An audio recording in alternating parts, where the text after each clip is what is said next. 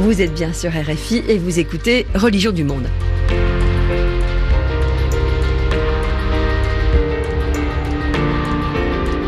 On poursuit avec notre deuxième invité, Antoine Fleffel, avec nous dans ce studio sur le sionisme religieux et le messianisme. Antoine Fleffel, bonjour. Bonjour Geneviève. Vous avez signé aux éditions du Cerf en 2017 un livre passionnant, Les dieux criminels, qui montrait comment, dans les religions, l'utilisation fanatique du nom de Dieu en politique pouvait amener de grands malheurs. En islam, c'est le salafisme djihadiste, le wahhabisme, c'est la fièvre messianique des colons israéliens, c'est l'évangélisme sioniste aux États-Unis. Et là, on en vient aux propos de Denis Charbit concernant le transfert, le 14 mai dernier, de l'ambassade américaine de Tel Aviv à Jérusalem. Votre livre, finalement, était, j'allais dire, quasiment prophétique dans ce domaine. Tout à fait, je m'y attendais de toute façon, étant donné qu'il y a un lobby très puissant qui œuvre pour cette reconnaissance, que ce soit dans les milieux messianiques juifs ou surtout dans les milieux évangéliques sionistes qui sont là depuis les années 70, depuis les années 80, notamment à travers l'une de leurs organisations les plus puissantes qui agit dans ce domaine, c'est-à-dire l'ambassade chrétienne de Jérusalem. Une ambassade donc qui a été créée en 1980. À ce moment-là, effectivement, il y avait la question qui se reposait de façon récurrente de Jérusalem comme capitale d'Israël. Et là, la création intervient à ce moment-là. Bien sûr. Alors, ça n'a rien d'une ambassade. C'est une organisation qui s'appelle comme telle. Dans les années 80, au début des années 80, lorsqu'Israël proclama Jérusalem comme étant sa capitale, tous les États du monde refusèrent de reconnaître cela, y compris les États-Unis et les Occidentaux, qui sont l'appui principal de l'État d'Israël dans la région.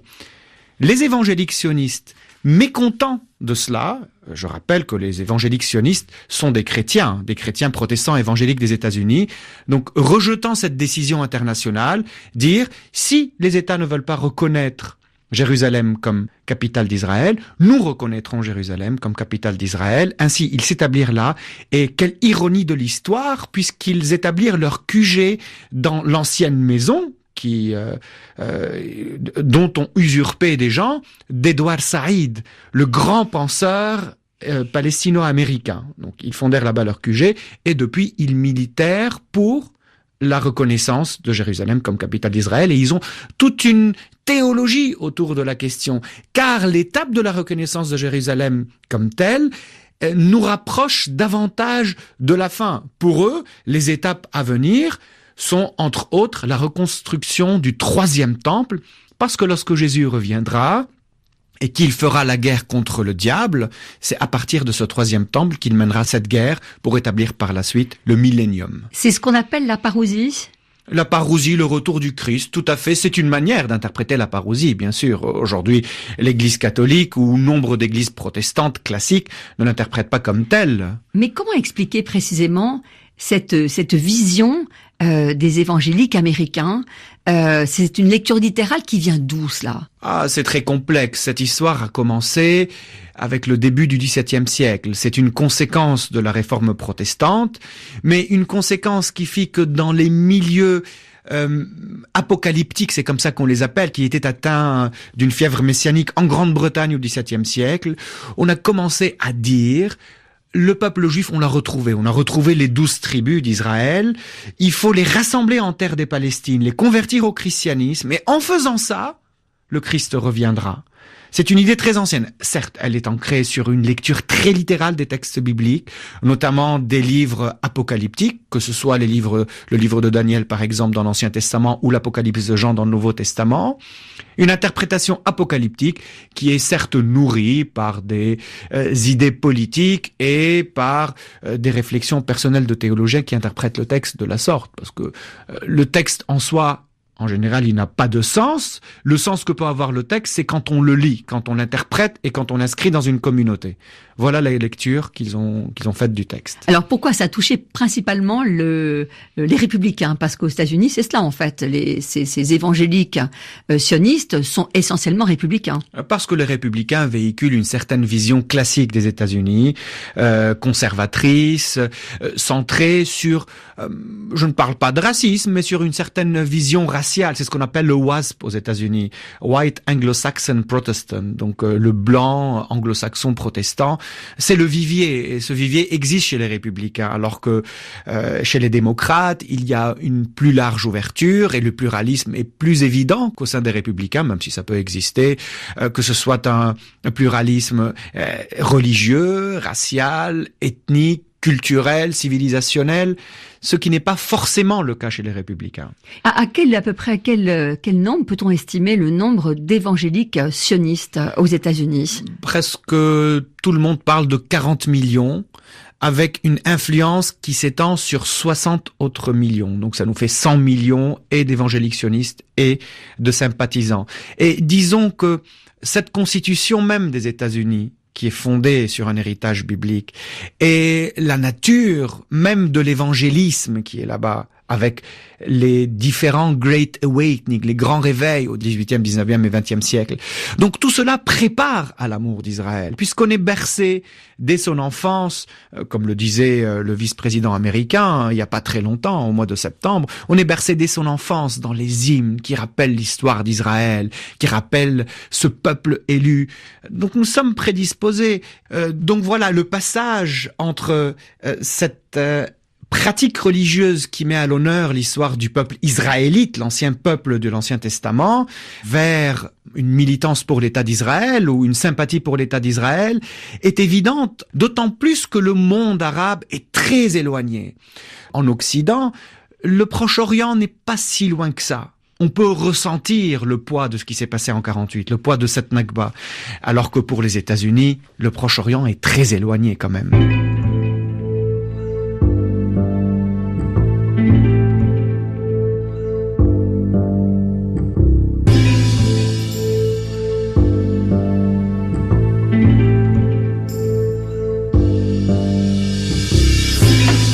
Vous écoutez Religion du Monde. Notre invité est Antoine Fleffel pour son livre « Les dieux criminels ». Le sionisme évangélique aux États-Unis, en fait, est composé de plusieurs familles. Bien sûr, on ne parle pas d'un seul évangélisme sioniste.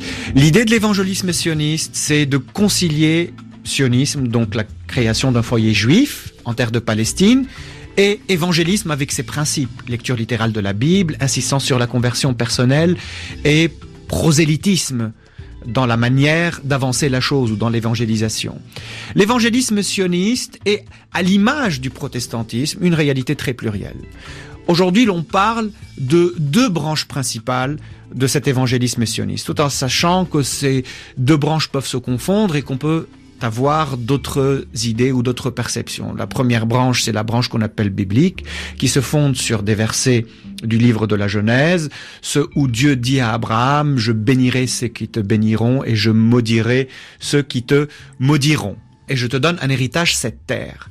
Cette première branche des évangéliques sionistes se fonde sur cette interprétation et considère que cette promesse faite par Dieu à Abraham tient toujours. On n'a pas changé. Pourtant, dans l'histoire du christianisme, c'est surtout au IVe siècle, il y a une théologie qui s'est développée qui s'appelle la théologie de la substitution. Et l'on considère que tout ce qui a été promis dans l'Ancien Testament au peuple d'Israël se réalise en Christ. Les évangéliques sionistes abrogent cette théologie de la substitution. Ça, c'est la première branche. La seconde branche, majeure bien sûr, c'est le dispensationalisme. Un courant théologique qui a eu ses lettres de noblesse surtout au XIXe siècle, à travers un prédicateur qui s'appelle Nelson Darby, D-A-R-B-Y. Le dispensationalisme, dispensation, c'est une époque ou une étape, divise l'histoire du monde en 7 étapes, tout en sachant que certains courants dispensationalisme le divisent cette histoire juste en 3 étapes. Et dans ces étapes, nous sommes presque à la fin aujourd'hui. Et l'achèvement de ces 7 étapes, c'est le millénium, c'est le retour du Christ. Le passage vers ce millénium se fait, comme vous l'avez dit dans votre introduction, par un appui indéfectible pour l'État d'Israël, parce que c'est une condition sine qua non. Mais l'État d'Israël, qui après cet établissement, devrait souffrir des persécutions qui devraient mener par la suite à la conversion des Juifs. C'est ce qui est un peu paradoxal dans cette alliance des différents sionismes, qu'ils soient juifs ou qu'ils soient évangéliques. Parce que, en fin de compte, l'un est l'antithèse de l'autre. Ils veulent l'englober, ils veulent l'inclure. Mais en attendant, il l'appuie. Oui, c'est ce que tout à l'heure Denis Charbit, on l'a entendu, appelle le télescopage des messianismes. Un messianisme d'un côté, effectivement, qui souhaite que les Juifs se convertissent, et de l'autre, ces Juifs-là n'ont absolument aucune envie de se convertir au christianisme. Tout à fait, c'est pour cette raison que dans les années 70, lorsque les lobbies évangéliques sionistes commençaient à se former et à avoir un poids considérable, et lorsqu'ils ont contacté les lobbies juifs dans le Congrès américain, la première réaction des lobbies juifs était un positionnement d'une extrême prudence, en se disant, mais qu'est-ce qu'ils nous veulent? Qu'est-ce qu'ils veulent nous convertir. Ils sont plus sionistes que les sionistes en Israël. Oui, à leur manière. Et bien sûr, lorsque plusieurs accords de paix furent signés, des accords de paix qui menèrent au démantèlement des colonies, les évangéliques sionistes ont protesté vivement. Ils ne le veulent pas parce que ça empêche la fin d'arriver. Évidemment, et les accords d'Oslo, c'était la même chose, ont été totalement dénoncés. C'était une catastrophe. Une hérésie même, semble-t-il. Tout à fait, pour oui. tous les sionismes de facture religieuse, qu'elles soient chrétiennes ou musulmanes. Alors, Donald Trump, quand il choisit effectivement de transférer l'ambassade, il répond aux souhaits de son électorat? Je crois que c'est surtout une promesse électorale qu'il est en train d'honorer. Parce que je ne vois pas sur le plan stratégique ce que cette reconnaissance de la capitale de Jérusalem comme capitale d'Israël peut apporter.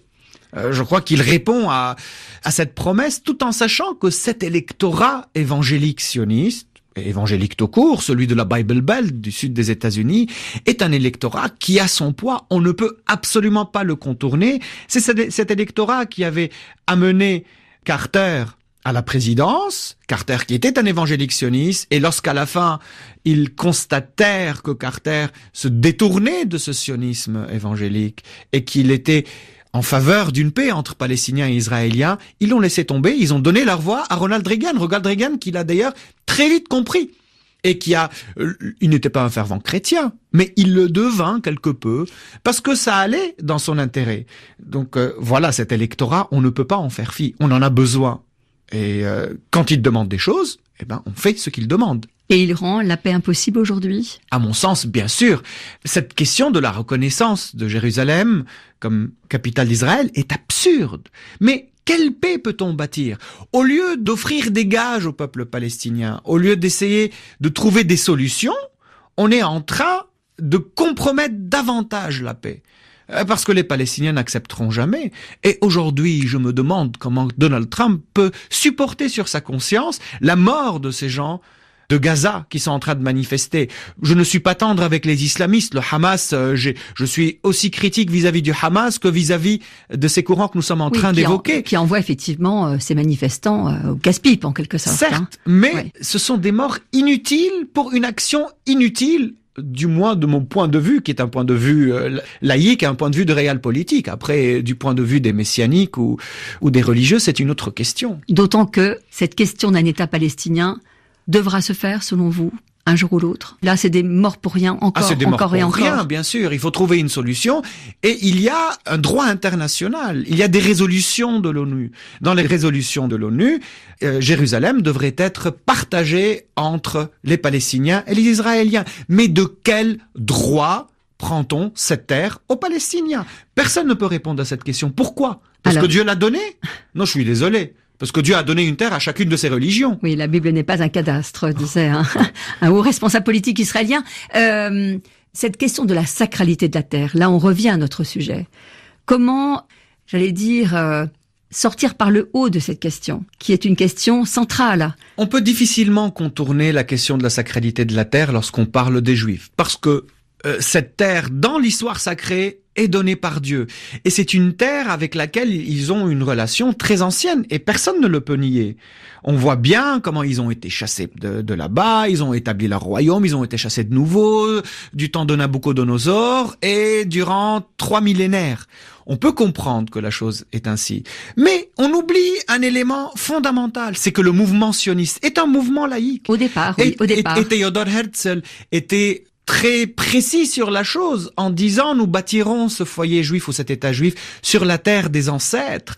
Et dans le cadre des débats qu'il y eut entre les laïcs et les religieux à la fin du 19e siècle, il était manifeste que les laïcs ne voulaient absolument pas faire de l'État d'Israël un État religieux. Au contraire, ils voulaient en faire, je ne suis pas en train de défendre le projet sioniste, non, mais de l'expliquer. Oui, mais ils voulaient faire de l'État d'Israël un État démocratique qui garantit les droits des minorités et qui sera un exemple pour les nations. D'ailleurs, même le sionisme religieux au début, celui du premier Kook, Avraham Kook, le premier rabbin, voulait faire d'Israël, en tant que terre religieuse, un exemple pour les nations. Aujourd'hui, nous sommes très loin de cet idéal de Theodor Herzl et des premiers sionistes.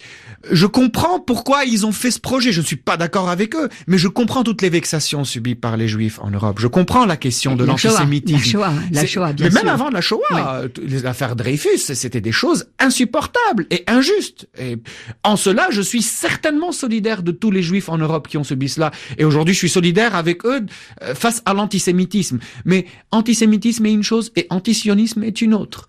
Et aujourd'hui, il y a un état de fait, il faut penser à partir de cet état de fait, mais introduire la question religieuse dans ce projet sioniste, à mon sens, non seulement défigure le projet sioniste, mais ne fait qu'entraver davantage la paix. Et de toute façon, si nous ne trouvons pas une solution pour le peuple palestinien, nous serons continuellement face à des malheurs et des massacres qui n'en finiront pas. Donc c'est l'introduction de la donne religieuse dans le conflit israélo-palestinien qui rend, depuis des années, sa résolution impossible. Ce n'est pas pour rien que j'ai intitulé mon livre Les dieux criminels, parce que je considère que ces idéologies religieuses sont criminelles, elles tuent l'autre au nom d'une manière d'interpréter le livre sacré. Et aujourd'hui, de toute façon, en Israël, il y a un débat houleux entre les religieux et les laïcs. On en fait fi dans le monde arabe parce qu'on voit Israël comme une réalité menaçante, je peux le comprendre. On en fait fi ici parce qu'on n'a pas beaucoup envie de parler de tout ce qui est religieux. Mais c'est une question fondamentale qui a trait au fondement même du sionisme.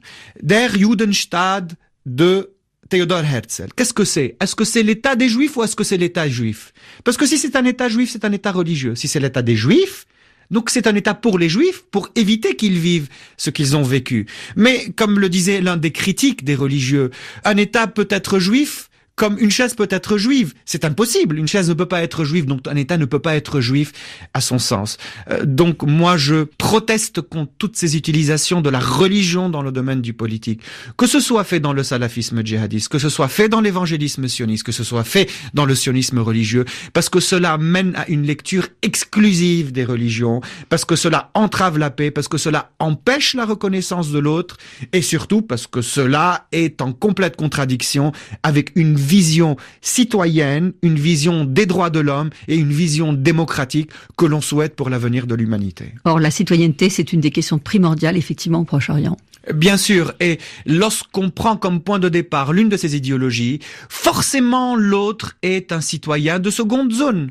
Pour le juif messianique, l'arabe, qu'il soit musulman ou chrétien, est un citoyen de seconde zone. Idem pour le salafiste djihadiste qui considère que tous les autres, même les sunnites qui ne pensent pas comme lui, sont des citoyens de seconde zone passiblement. Et le chrétien, c'est le chrétien évangélique, bien sûr, il se prévaut de sa supériorité puisque lui est le nouveau quelque part peuple élu de Dieu. Il reconnaît l'ancien peuple élu, mais il a une conscience de lui-même comme étant un peuple élu. Pour conclure, Antoine Fleyfeld, l'antidote à tout cela. L'antidote, c'est le dialogue, c'est l'ouverture à l'autre, c'est un travail sérieux sur les textes sacrés, sur la manière d'interpréter les textes sacrés. De toute façon, aujourd'hui, nous sommes dans un monde pluriel. Lorsqu'on pense les choses, lorsqu'on interprète un texte sacré, on ne peut plus faire fi de l'autre. Parce que, comme le disait un évêque que j'aime beaucoup au Liban, qui s'appelle Monseigneur Georges Khodr, l'autre me complète, j'ai besoin de lui. Belle conclusion. Merci Antoine Fleyfeld. Je rappelle le titre de votre livre, Les dieux criminels, et c'est publié aux éditions du Cerf. C'est la fin de Religion du Monde. Geneviève Delrue, Cécile Bonissi vous donne rendez-vous dimanche prochain. Bonne semaine à tous.